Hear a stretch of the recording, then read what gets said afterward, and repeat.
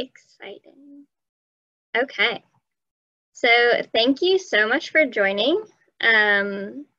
Welcome to our student voting town hall presented by the Michigan Department of State. This event was put on in collaboration with the Michigan Department of State, the University of Michigan Dearborn, the University of Detroit Mercy, Madonna University, and Hillel of Metro Detroit. My name is Julie Colbath, and I'm the coordinator of civic engagement at the University of Michigan Dearborn. Just to give a quick lay of the land after I'm done speaking, today's event will start with a quick round of introductions from the Michigan Department of State staff before they start their presentation. After their presentation, we'll open the floor to questions. So please feel free to use the Q&A feature to submit your questions during the presentation and or during the Q&A session. The question and answer portion will be moderated by myself and one of our democracy interns at the University of Michigan Dearborn. Presentation will be recorded so that you can refer back to it later. We're so happy that you found yourself here today, whether you're joining us live or watching this presentation afterwards. The 2020 election is quickly approaching, and your participation in our democracy is more important than ever. Young people make up the largest electorate, but they don't vote nearly as much as older Americans. Your vote is your voice, and you have an important role in shaping election outcomes so the politicians elected can truly represent the people, which ultimately will shape the future of our democracy. Voting can be confusing, I definitely know. So we hope that this town hall will give you the opportunity to get your questions answered and feel prepared as the election approaches. So I'm going to turn the floor over to our Michigan Department of State staff. We have Bilal Hamoud and Christy Dugan joining us. So I'll allow them to introduce themselves and start their presentation. So thank you so much for joining us. I'm going to stop sharing my screen. And if you all would like to introduce yourselves, that would be great. Okay, thank you, Julie. I'll introduce myself, and Bilal will be doing the presentation, so give him some time to share his screen if needed. My name is Christy. I'm with the Michigan Bureau of Elections under the Department of State, Secretary of State Jocelyn Benson. I have been to your campus and we've done the regular mobile branch tour, and this is in replacement of that. And we so regret not being able to do the tour and seeing all the students face to face, but hoped that this replacement would give you enough tools to be able to go out and be advocates on your campus and trusted sources of information when it comes to registering to vote and voting. And also we'll talk to you a little bit about possibly working in and around the elections and what you can do to support the official side of elections. But I'm going to hand it over to Bilal. He's going to do mainly the presentation.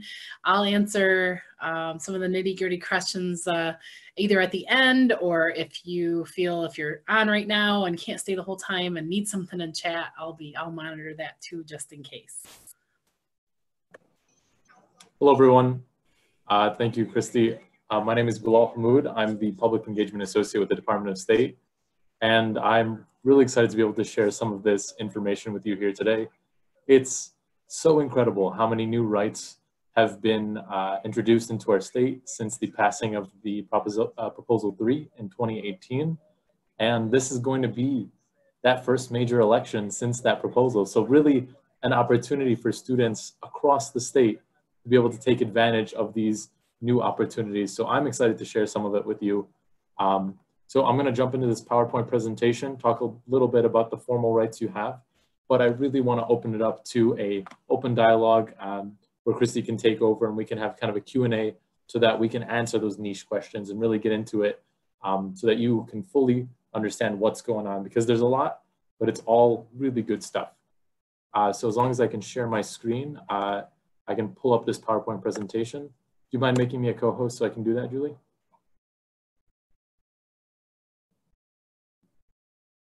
Yes.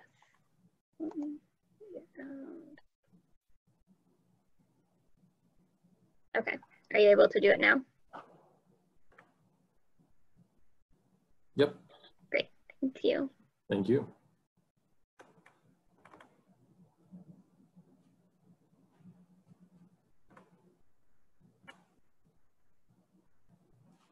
All right, so voting rights. When it comes to voting rights, every state's different.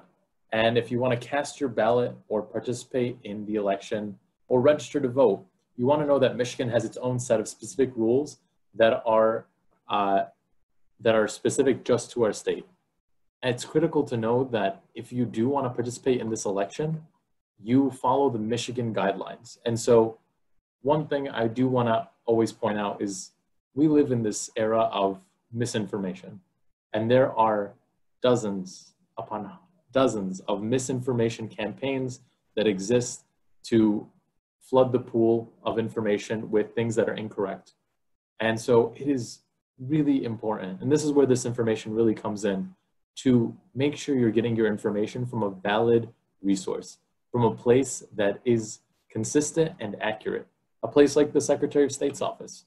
And that's why we offer a lot of these resources and voter education events, to make sure that although there's a ton of things being said in mainstream media and on social media, you know that if you go to michigan.gov/vote, you will always find the most accurate information that is true and consistent.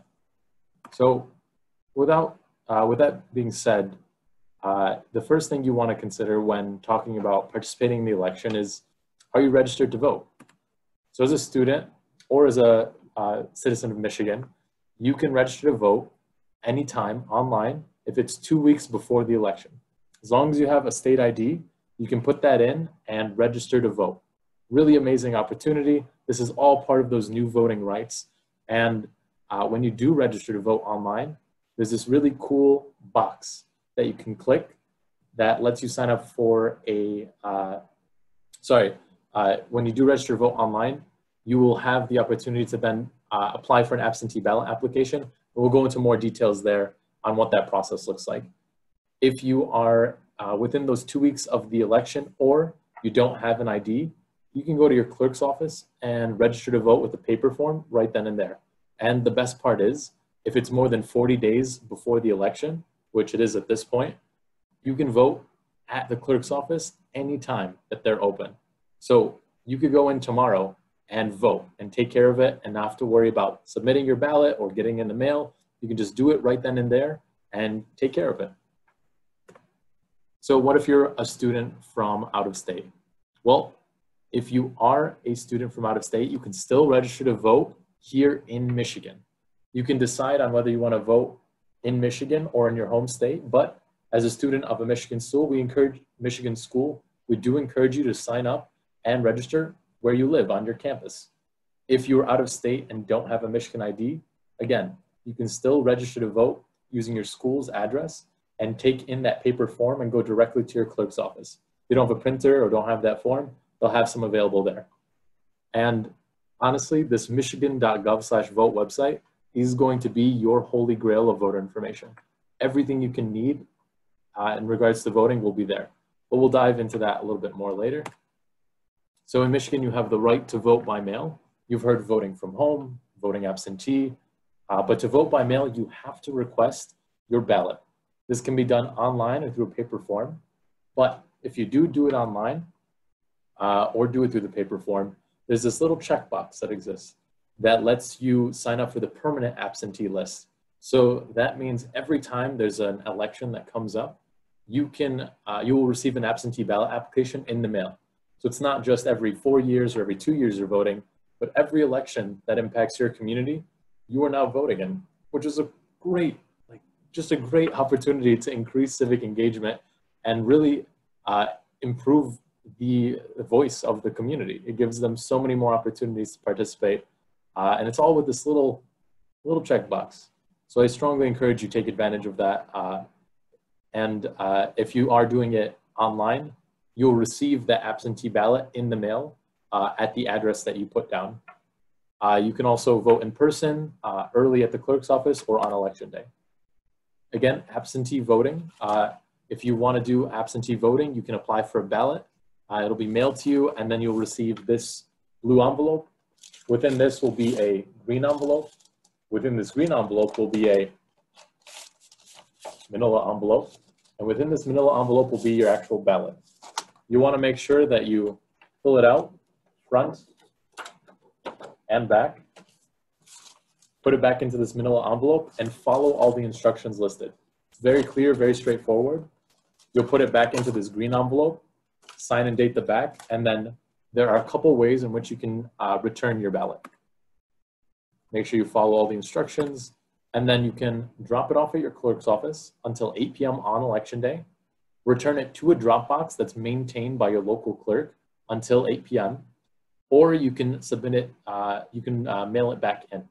Now, our office is recommending you do that at least 2 weeks before. So by October 19th, if you haven't already mailed in your ballot, we'd suggest just dropping it off at your clerk's office.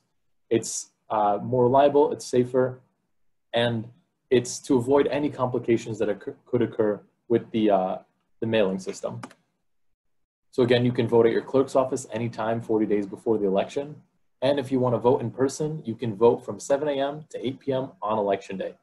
If you're in line by 8 p.m., you will be allowed to vote.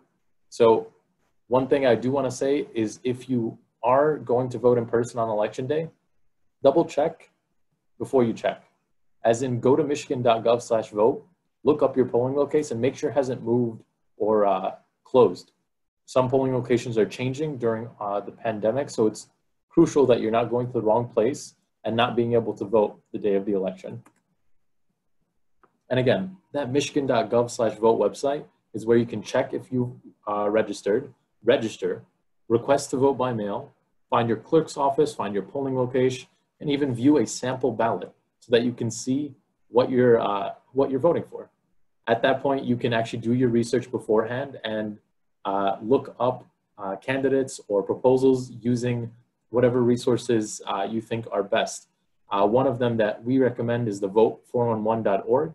It's a nonpartisan candidate guide from the League of Women Voters that gives you a lot of good information, as well as the tool, the 866-R-VOTE, which is an election protection hotline. It exists there so that if you feel disenfranchised, you feel like someone's not being able to vote or told they can't vote, but they should be able to, or you think they should be able to, or maybe you're not sure, call that line and they'll ensure that they're not being disenfranchised. They'll ensure that they're getting to exercise their democratic right. One more thing that you can do with this website is track your ballot, which is a really cool feature. Now you can see the process of when your absentee ballot's been shipped out, when it's been received by your clerk.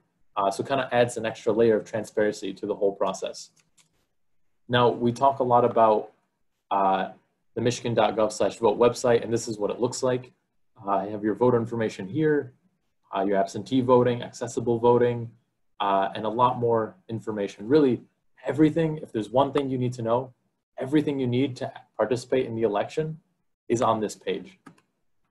Once you put in your voter information, you'll find if you're registered, upcoming elections, polling location, clerk, and tracking your ballot here. And this is what the voter registration process looks like. You have your driver's license, you fill this out, and then you continue. Now, voting is one step in the democratic process, but if you really want to take it another level, you can become a Democracy MVP, which is the Secretary of State's initiative to recruit poll workers across the state. As of now, we've recruited about 20,000 people statewide to become poll workers. And it's a really simple process to sign up. You go to michigan.gov/democracy-MVP, you'll receive an email with recommendations, and we'll connect you directly with your clerk so that you can help them out and help your community have a smooth and safe election. And don't think this is just a volunteer program. You get paid. I know in Detroit, you get at least $240 with the pay and hazard pay that's included. So really an amazing opportunity, especially if you're looking to, make some money on the side. This is what the sign up looks like. You put in your name, email address, your contact info, and then you can have a recommendation of where you'd like to work. And if you're fluent in another language other than English, bilingual poll workers are a commodity. So they actually get paid a little bit more as well if they're able to translate at the polling location. And then you continue to fill this out. And if you have any questions regarding poll worker recruitment or what that process is like, you can reach out to our Director of Special Projects, Sally Marsh, at this email.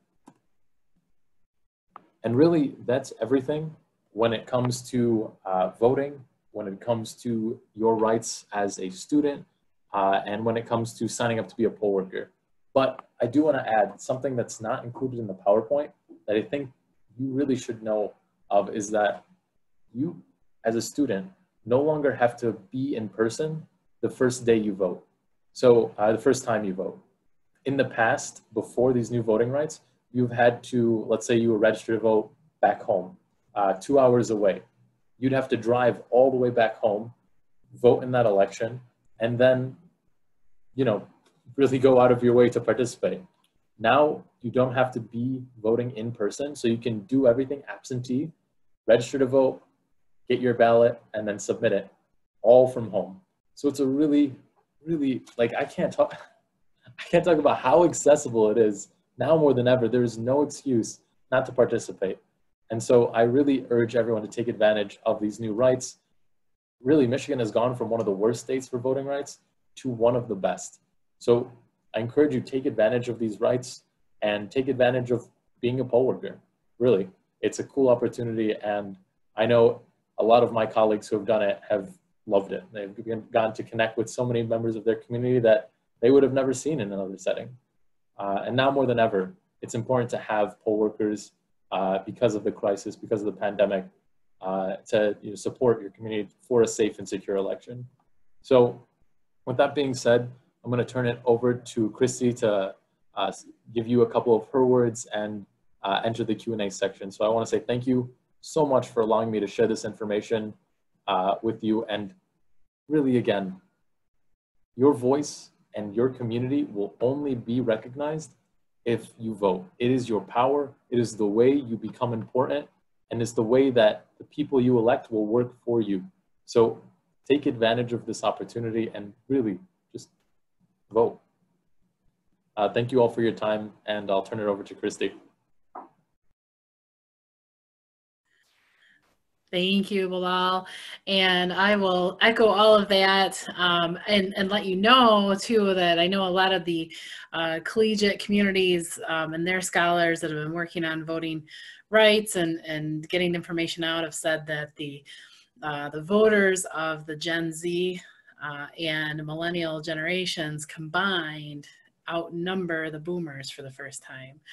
And so you can combine your efforts.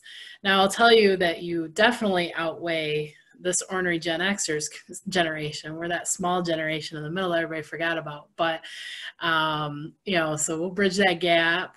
But definitely, the hurdles remain or have been lowered and remain low on purpose for voting and voting rights in Michigan.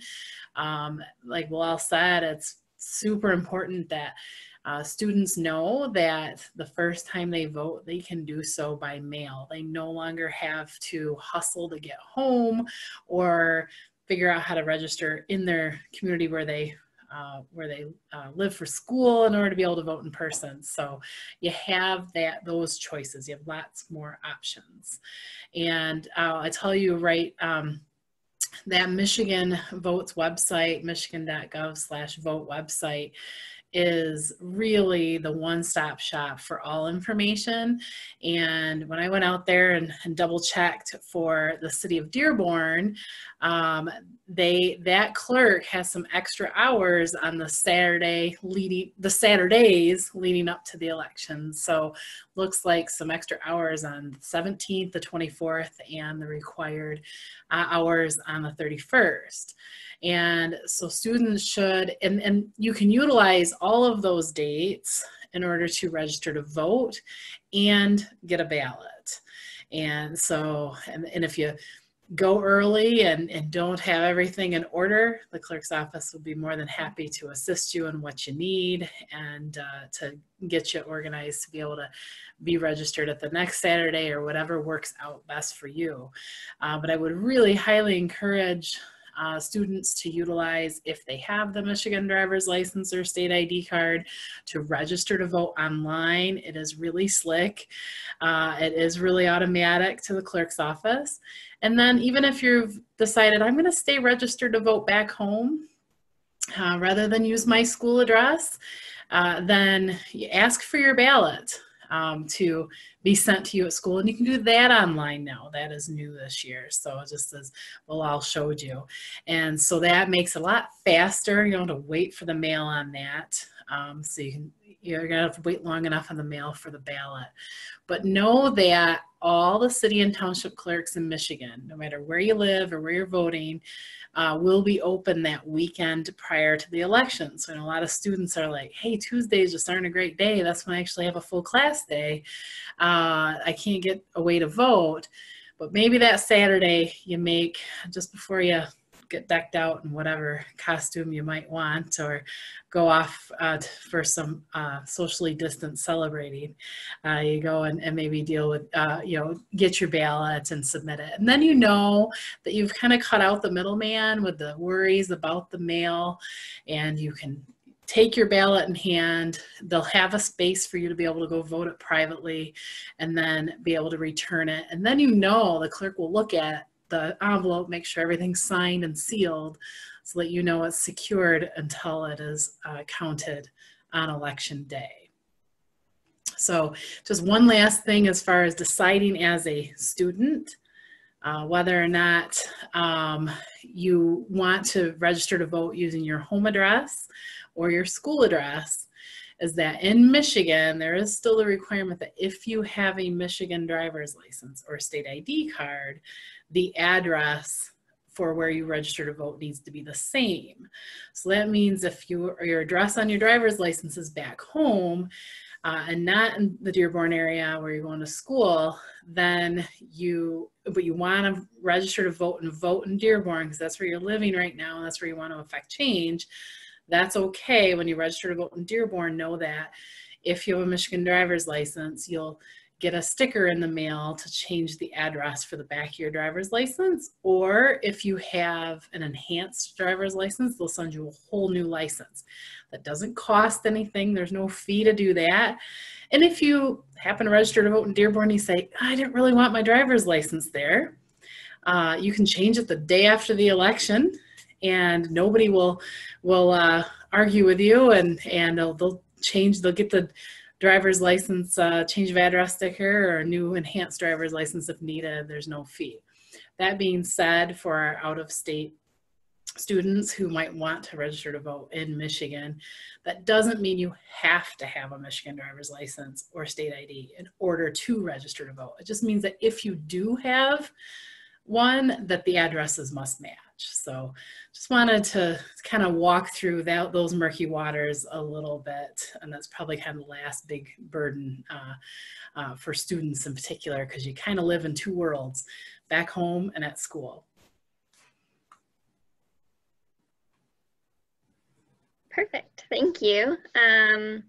So now we'll switch into Q&A, and Hussein and I will sort of go back and forth. Colleen and Sam, feel free to jump in if you want. Colleen had posed a question in the chat about non-Michigan residents working at the polls. So Christy, I was wondering if you could just, everybody can probably see your response, but if you can sort of talk about the difference between like being a poll worker and an election assistant. Okay. Especially at Dearborn, we do have quite a large international student population. So just thinking about other ways that they can get involved. Right, so the requirement to be a sworn election worker on election day, to be trained and certified and appointed to do so, you have to be a U.S. citizen and a resident and registered voter of Michigan, anywhere in Michigan. So you could be registered to vote in Grand Rapids, but work in Dearborn, that's fine. But unless you are 16 or 17, maybe we got some of our overachievers there, they obviously wouldn't be registered to vote, but we do allow for 16, 17-year-olds to be appointed as election inspectors. And oddly enough, there's a waiver. They don't have to be U.S. citizens at that point. It's like the only time there's this little gap. But most folks will want to, if they want to get involved, especially this year with the conditions in which we are conducting in-precinct voting, we have told jurisdictions that it is authorized under the law to hire essentially election assistants who would take an oath to kind of uphold the duties of the polling place. They wouldn't have access to voting materials, be touching equipment or ballots or anything like that, but they might be the greeters at the precinct that, you know, make sure that the voters are in the correct place. So maybe you're the one that knows Dearborn or one of the neighboring communities really well, all the streets. You can say, you know, where do you live and are you in the right place? And you can help guide people. Or maybe you're the person who is just, you're the cleanest one in your apartment, and you want to be the one that's cleaning down all of the equipment and the voting stations and resupplying and so forth. So there is a little small function of that within each precinct, and each community will be different in their needs based on size and volume, but that's another opportunity. Also, in the city and township clerk's offices, they're very busy right now. So Michigan is the largest state that is the most decentralized in how we run elections. Most states, you'll hear everybody refer to the county clerks, and they run elections. In Michigan, it's the city and township clerks. So it's George over at the city of Dearborn, or the city clerk in Dearborn Heights, you know, and then you'll probably hear Janice Winfrey's name, and the clerk in Detroit quite a bit in local media down there. And they are the ones that their offices are responsible for issuing all the ballots and running the elections. And so with volume comes need for temporary workers, and some of those communities may put the call out even as we approach the election for some emergency temporary workers in their offices. It may be as exciting as stuffing ballots or counting, you know, physically counting the envelopes to make sure they're organized and ready to be tabulated on election day. So there might be some of that call out from the clerk's offices before election day. Cool. And just to like follow up on that, if somebody wanted to be an election assistant versus a poll worker, do they just contact their like specific city clerk, or is there a way to do it within like MDOS's site? So for either one, either election assistant or a poll worker, you can go directly to the city or township clerk and apply, and they can kind of fit you within their needs and your skill set. So with the MDOS website, with the Democracy MVP, that's kind of somebody who's open to kind of going anywhere, and, you know, try to keep you close to home, and we would make those suggestions to the local clerks. Cool, thank you. Hussein, do you want to ask the next question? Sure. So the next question is, if a person mails in their ballot, how would they know if their absentee ballot was rejected, and what should they do next? Okay.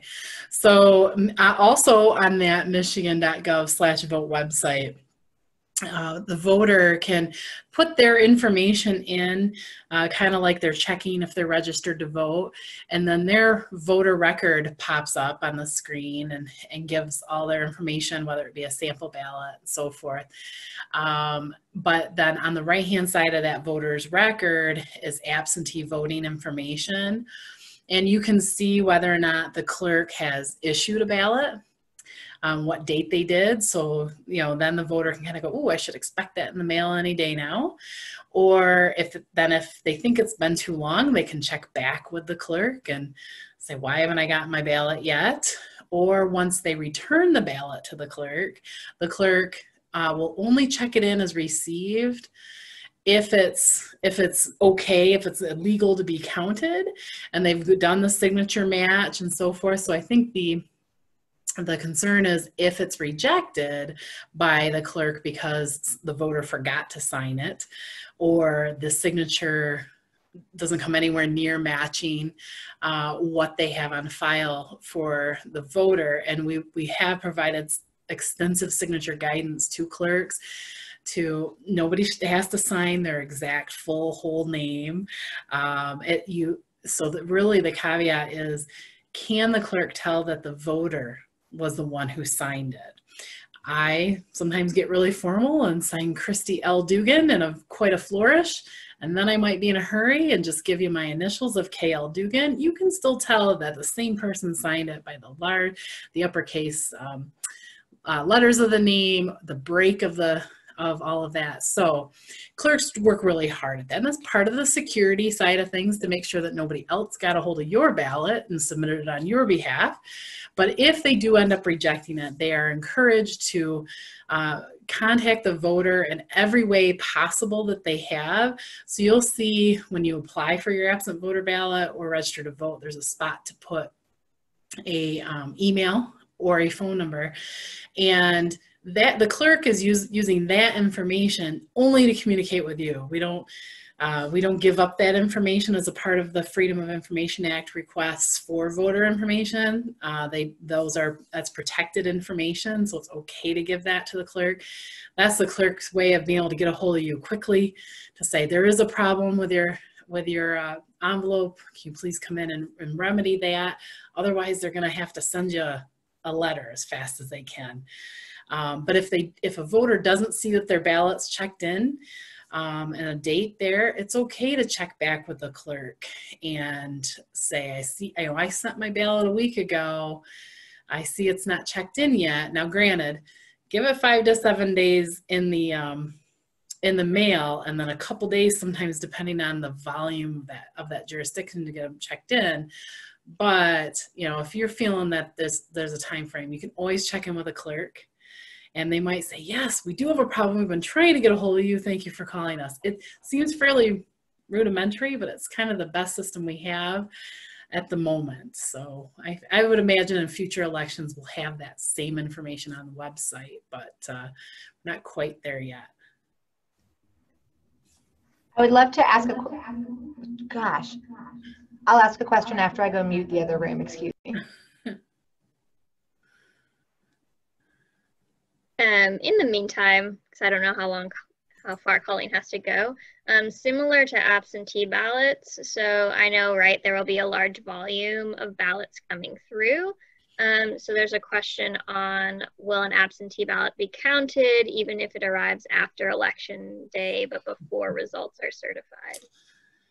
Oh, that is a tough question, and the future lawyers on the call might be more interested in that. So right now, Michigan there is an order of the Court of Claims currently that if a ballot has a postmark of November 2nd and it is received within 14 days after the election, by November 17th, that ballot is required to be counted. So that is the current court order. It has been appealed by the Michigan legislature and other interested parties. It is in front of the state appeals court. And so everybody's watching that case very closely, and they don't normally like to run on our calendar of elections, but we'll know certainly before the election what our guidance will be. But ultimately, what I tell what all the clerks are telling their voters, don't wait for that November 2nd. There's really, the clerks in our office have worked really hard to make sure that there are resources available to get ballots in the hands of voters on time, and then for voters to return those ballots in a safe and secure fashion, whether it be at multiple drop boxes within your community. And we've got other mail and ballot tracking programs that are in place. But I would really highly encourage you to have that plan to return it, whether it be you show up in your community or at the clerk's office that Saturday before the election, or even the day before, and hand the ballot over to clerk staff. If I may, apologies for the echo before. We have had a couple students at Madonna submit voter registration forms by mail, and when they check the Secretary of State's website, it doesn't say they're registered, but if they call their clerk, then they are. Is it possible there's a mismatch between getting processed by your clerk and getting added to that digital system? It should be the same. They Okay. feed each other. So yeah, I mean, if you have specific student records, I'd be happy to drop my email in the Q&A or in the chat and provide that for you if I have to look at some specific records that, you know, sometimes if there is a mismatch of data, the clerk may say, yes, I have it here and I entered it, but doesn't realize it's in an error file for some reason or another. But Got it. I would be surprised in Southeast Michigan. Everything's pretty, you know, all the roads are well established, and so I don't know what the errors would be, but I could take a look at them. Thank you. So on the day of the election, can a person wear like a political T-shirt that like endorses a political candidate or a campaign? Why or why not? Okay, so Michigan has a very established law regarding campaigning in and around polling places. And so within a couple of places in Michigan election law, it's prohibited within 100 feet of the entrance to a polling place. That includes voters themselves wearing campaign gear, or people standing outside the polling place to hand voters and talk to voters about who they want them to vote for and that sort of thing. So it's 100 feet from the door. So that means a voter, when they go in to vote, needs to cover up any t-shirts, take off a hat or a pin, just while they're voting, because we look at the polling place as neutral ground for all voters. And so no one, you know, the influence kind of stops at 100 feet from the door. And that it applies to any gear that indicates something towards somebody that's on the ballot specifically, or a ballot proposal that's on that specific ballot or political party. So, and that includes any slogans that are highly associated with a specific candidate. So in 2016, we had, of course, the Make America Great Again gear and the I'm With Her gear. And we said, you know, those slogans were definitely identifiable to certain candidates on the ballot. And we said, no, I'm sure that folks are going to push the envelope and they're going to have things on a mask. And we're going to say, here is a disposable mask to place over top of that mask to cover that while you're voting, or switch out, and then we'll be able to get you voting on your way. But it is something very well established and has been challenged in the courts and upheld many times. So just like to have a neutral ground. Great. One of the questions that we had come in is same-day voter registration a thing now in Michigan? It is.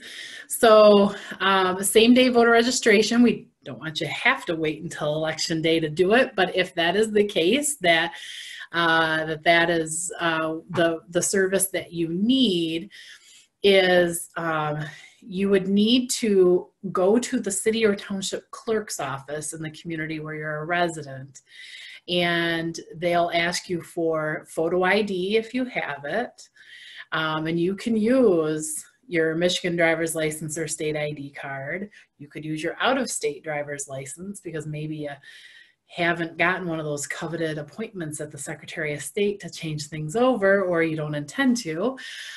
You could use your school photo ID or a passport or something to that effect. If you don't even have one of those, you can still sign an affidavit that says, I don't have a photo ID, and then you go to the next step. And so the other step is, and this is a requirement if you're choosing to register to vote in the 14 days prior to the election, or specifically on election day, is you have to have what we call residency verification. So you have to be able to register to vote close to the election, there's kind of that added requirement that you say, yes, I really live here and this is where I should be voting. So you would use either your Michigan driver's license or state ID that might have your local address on it, and you're just getting registered to vote, and they'll work you through the system just like that. Or maybe you have that other ID, but then you need something else that has your name and address from their local residency. So might be a bank statement, a utility bill, a pay stub, or some other government letter, maybe received a scholarship notice, something from the school. A lot of the universities have a portal that shows that a student kind of registers and says, this is my name, this is where I live. So if they have to get tracked down for things at school, that's there. You can show it physically or you can show it electronically. So if it's just something that you have on your phone, that's acceptable. So the clerks will then get you registered to vote. And then you have two options on election day. You can, right there at the clerk's office, they can issue you a ballot that will then be sent and processed with all the other absentee ballots. Or if there's time and the ability that you desire, you can go to your regular precinct that you would have been assigned to and actually vote in person and go through that process. Sometimes if it's 7:45, they'll probably say, and let's get you a ballot right now, because you don't want to get held up at a light on the way to the polling place.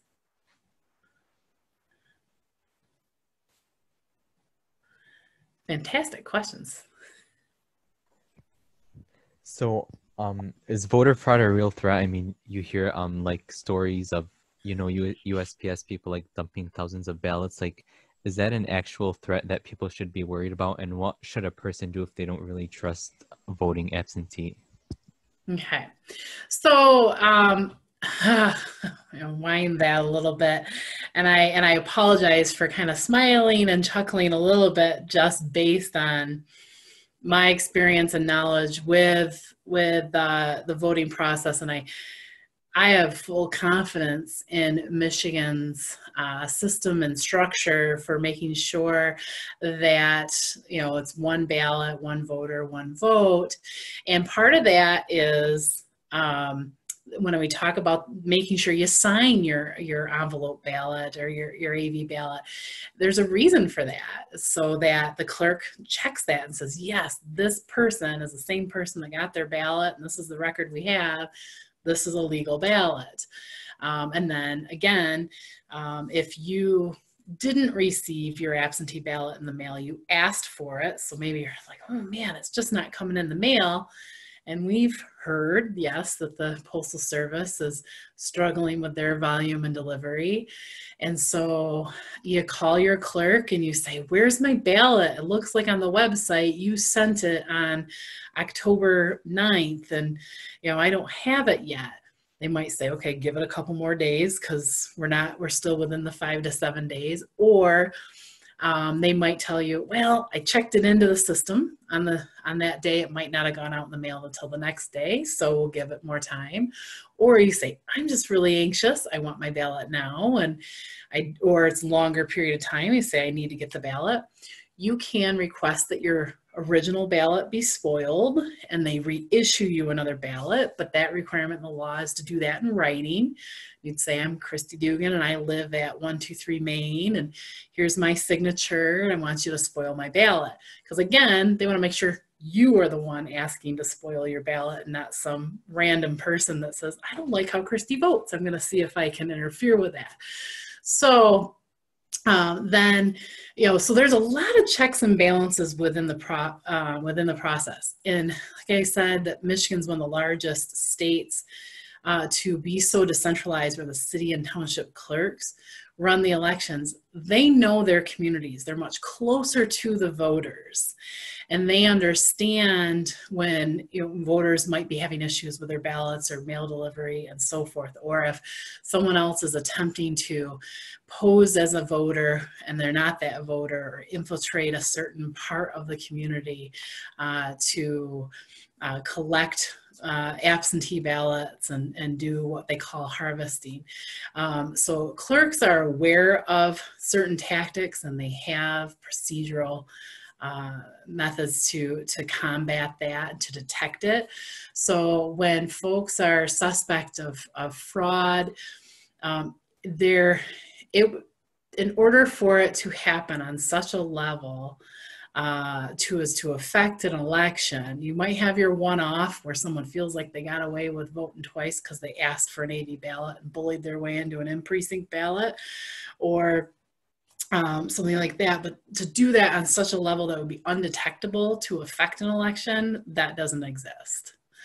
And so, you know, we have ways to certainly detect those things. And I think the biggest issue that we're facing right now, and that's what Bilal talked about at the beginning, is the misinformation campaigns and telling voters what others feel are the procedure and planting seeds of doubt in the process and I call it kind of feeding the conspiracy beast. And there are times when you want to share something on social media, or you see that aunt or uncle that might not be so savvy with Facebook, like share something and you're like, that doesn't seem right. I called out a friend this morning. I barely had my eyes open and I just said, that's just wrong. Please don't share those things. This is the correct way it works. It might take a little bit of that effort on your behalf to help combat that. And we're doing that from our office and the Michigan Attorney General's office. And if you see things, definitely report it. But as far as not being able to trust the mail-in, Michigan has had a very established mail-in voting program for years. It's just, yes, we have more volume now, but the procedures haven't changed and the same checks and balances still exist. And we have the electronic tracking and the signature verification, and things are checked in real time, so that if you have voters who are on the move close to the election who submitted a ballot in one place and then quickly try to move to be eligible someplace else, guess what? If you do it, we're gonna see if you did that somewhere in Michigan, and we're gonna say you're not eligible in your new jurisdiction. You already voted, so so we have all those procedures in place. Great, and I just want to echo, right, I volunteered at the polls for the first time in August, right, and I think I think doing that kind of makes you realize how hard it would be, right, to like submit your absentee ballot and vote in person, right, because I ran the computer. Like, I can see in real time that you, right, like requested an absentee ballot and it's already been received, right? And so, like you said, I think that it's good to know that there are lots of checks and balances that are in place. And even as somebody who doesn't have extensive voting knowledge, right, like I could tell that it can be difficult, right, to kind of cheat the system. Yeah, that's a super important point to know, is that because it's all within the same database, where Michigan has about 7.5 million registered voters, we've already issued about 2.5 million AV ballots, and 1 million of those have already come back. All of that's being tracked in the system so that when the clerks, the day before the election day, load up the computers that everybody sees when they go out into the precinct, all of that information is there that a voter has already either received a ballot or they've sent it back to the clerk.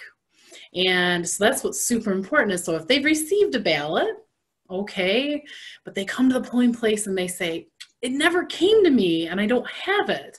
There is a process to where they check that with the clerk, and then they say, okay, sign this affidavit. This says my ballot was lost or destroyed, and you get a regular precinct ballot.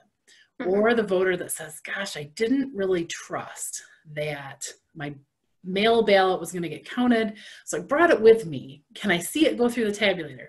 Well, not that one, because it's kind of, there's an accounting of ballots. So we'll say, surrender that ballot to us and we'll give you a ballot here in the precinct that you'll be able to mark and put through the tabulator. And then that gets all accounted for. And then the person who signs that affidavit, because they didn't have it to give to the workers call back to the clerk and say, hey, we let this person vote in our precinct. And then what happens is the clerk goes into their computer at their office and they reject the ballot that was mailed to the voter.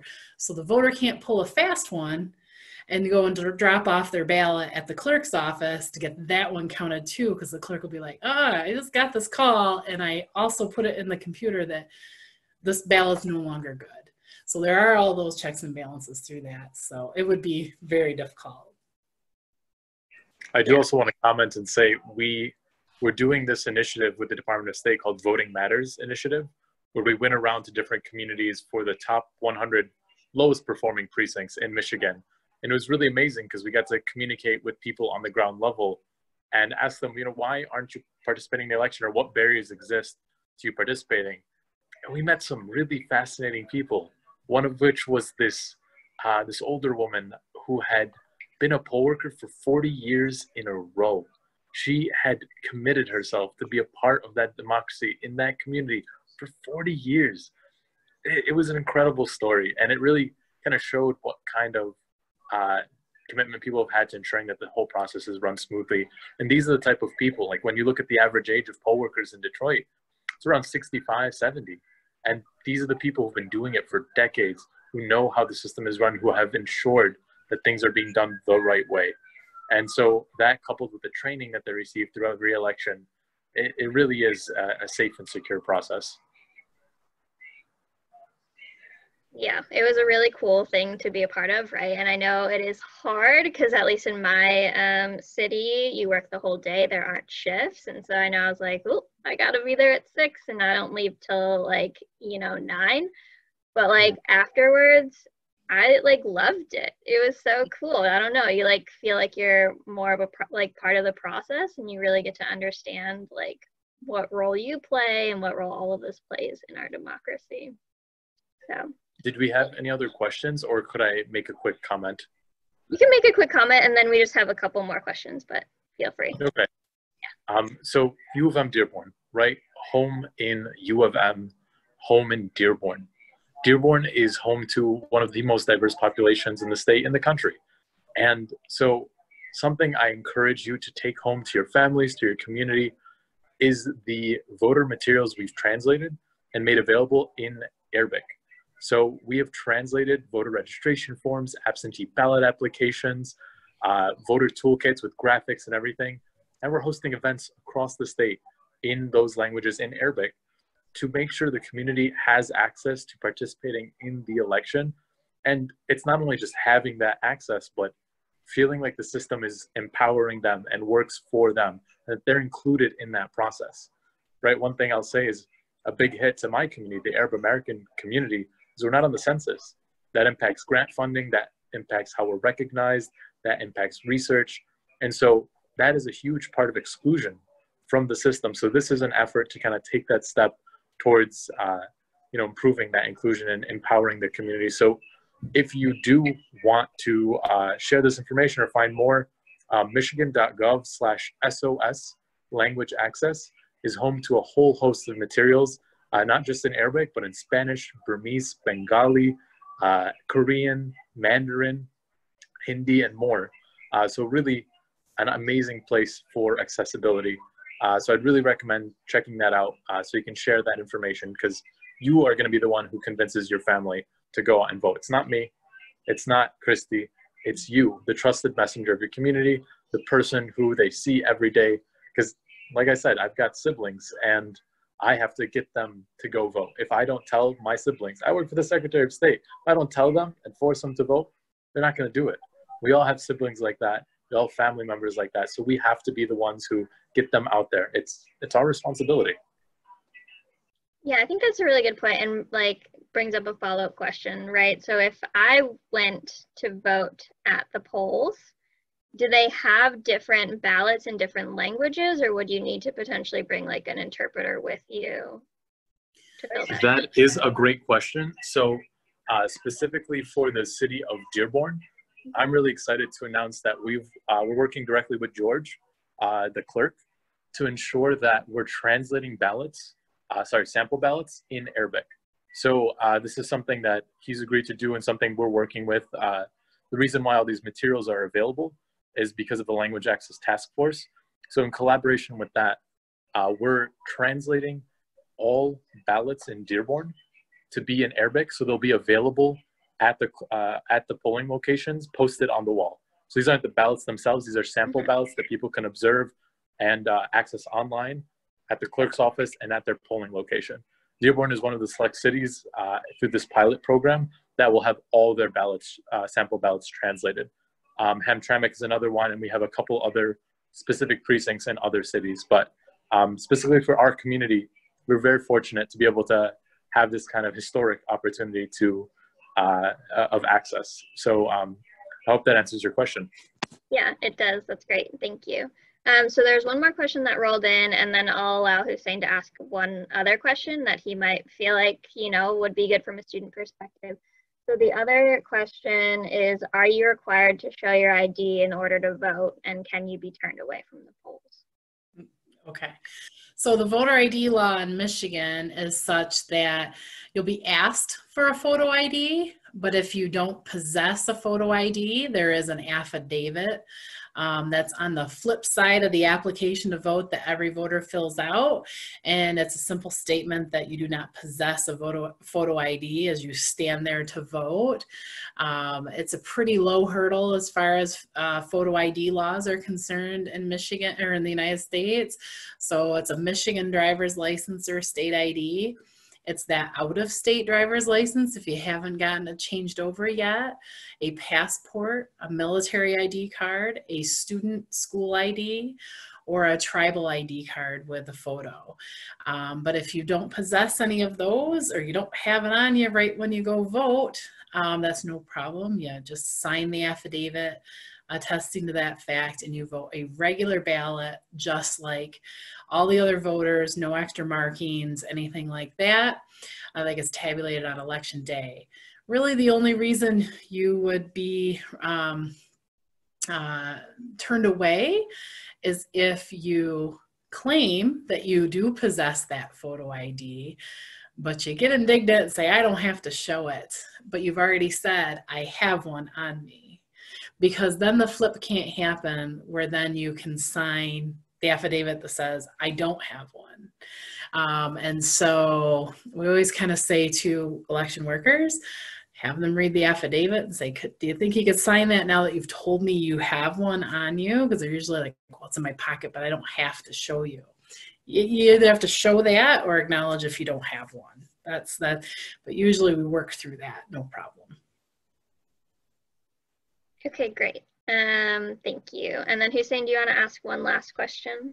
Yeah, so I got like my ballot the other day and it's pretty long. So what would a person do if they don't know like a candidate's name on the ballot? Like, is it possible that a person can turn in their ballot if part of it is blank and still be counted?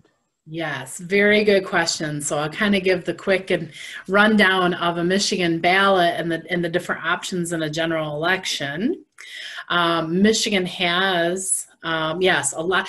I think some folks who are maybe inexperienced or early, you know, like voting for the first time or don't realize, wow, there's more than president on the ballot. There's my U.S. Senator, there's congresspersons, and then there's judges and school board members and some proposals. I just don't know all of this stuff, and that's okay. If you decide that you don't want to vote in a certain race, leave it blank. And it will not invalidate the ballot whatsoever. It will count as many positions as you've marked. Now, Michigan has what we call straight party voting. That's an option and a right provided in your Constitution.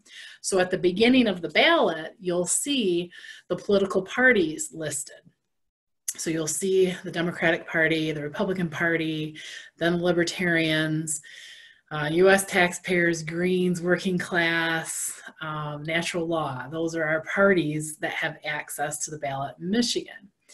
You could say to yourself as a voter, I want to vote for most of the candidates or all of the candidates of one of those particular parties, but I only want to make one mark on my ballot because I'm all about efficiency.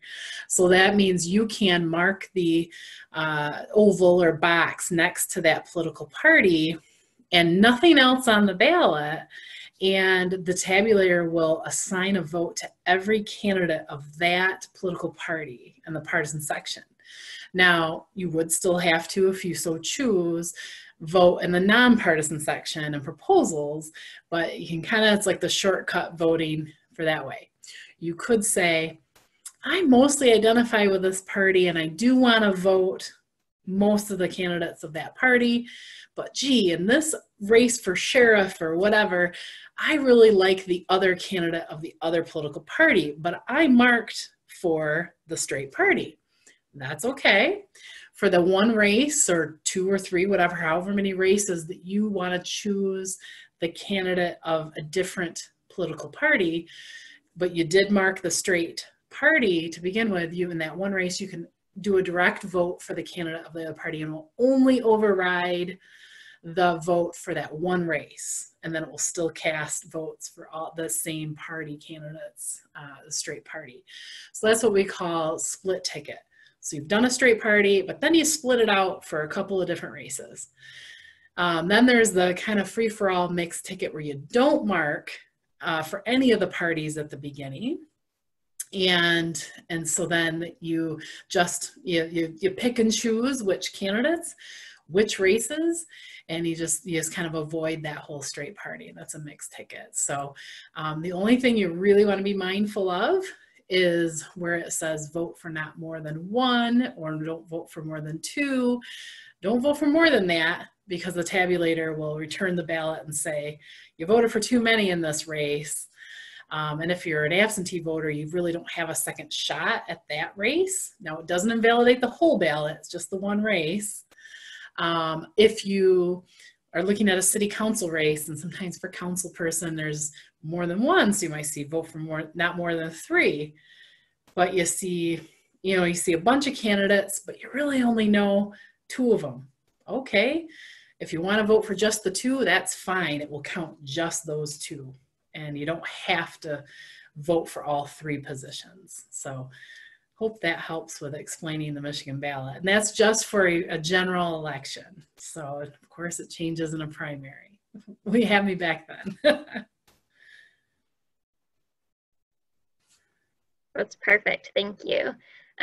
So I just want to, as we wrap up, before I hand it off to one of our other students who is a fellow trying to recruit poll workers, I just wanted to ask one final question to you, Christy and Bilal, of like, if you, right, a lot of college students are first-time voters, what advice would you give to a first-time voter at this like moment in time? Have a plan. And as we'll steal some of Bilal's presentation, have a plan. Check ahead of time to make sure that you are registered to vote and where you need to go, and know where you need to go, and understand your right to receive a ballot there, and give yourself enough time to where if there is something still in question, you have time to work through that process. So. And Bilal, I don't know if Bilal's got better advice. That's a big question. Vote. When I was at school, I will admit that I went to school only about 30 minutes from where I grew up, although I lived at school. But I stayed registered to vote at home. And I remember saying, because I was that dorky political science kid, I said, well, I'm going to show those old people. I'm going to go back and vote in person, and then drove back to school. But not everybody has that ability.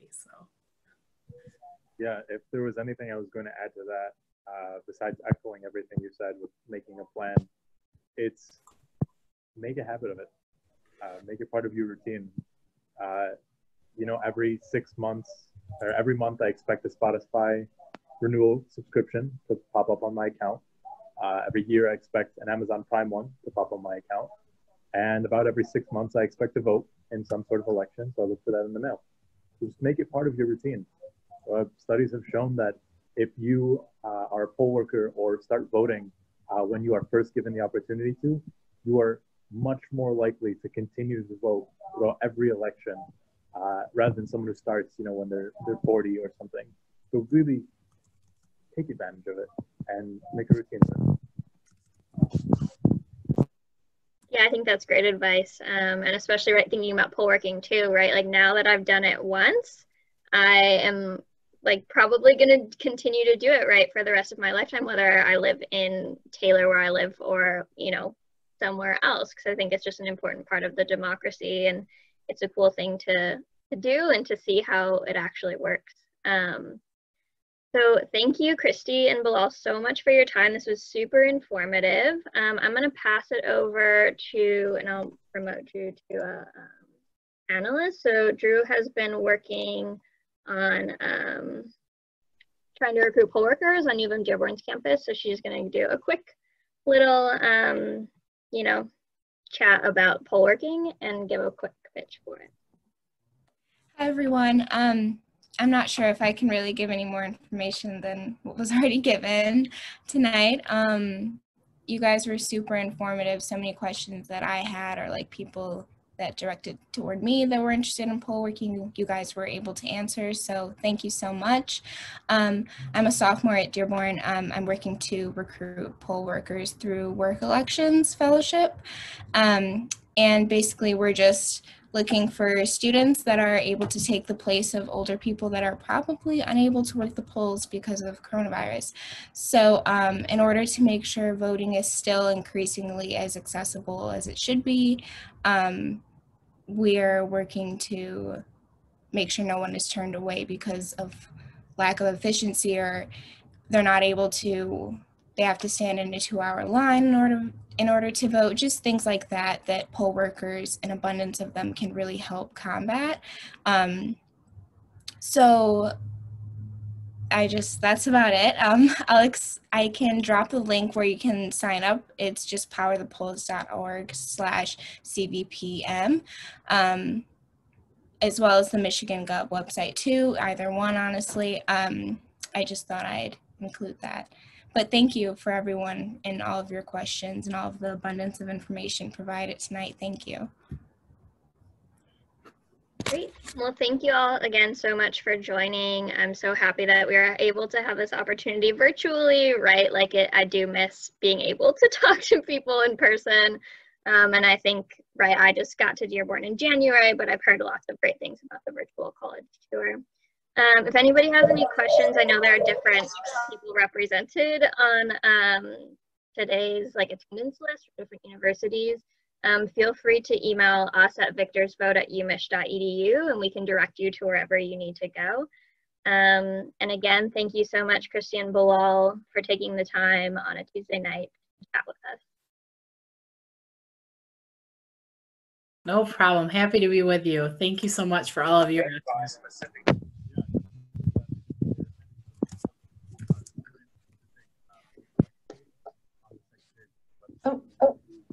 Bilal, I think